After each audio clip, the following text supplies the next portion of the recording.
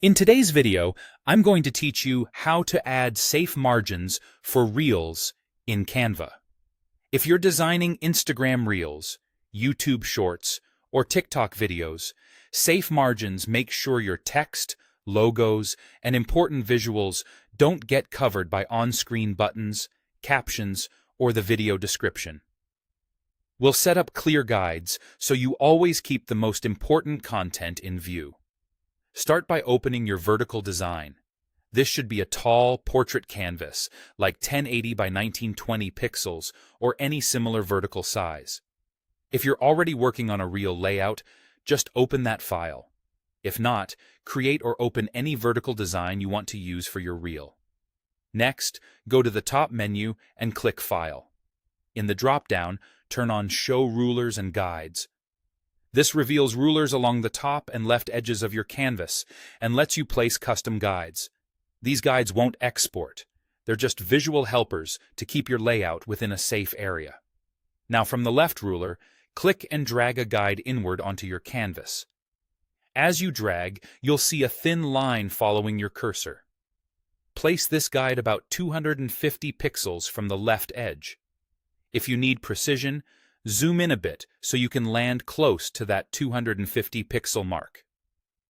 This left guide defines where your main content should start to avoid interface elements that often sit near the edges. Repeat the same action for the right side. Click and drag another guide from the left ruler toward the right edge, and position it about 250 pixels from the right side. With both left and right guides set, you've created a safe central column for headlines, captions, and calls to action. On a 1080 pixel wide canvas, this gives you a central area roughly 580 pixels wide, where your content will stay visible.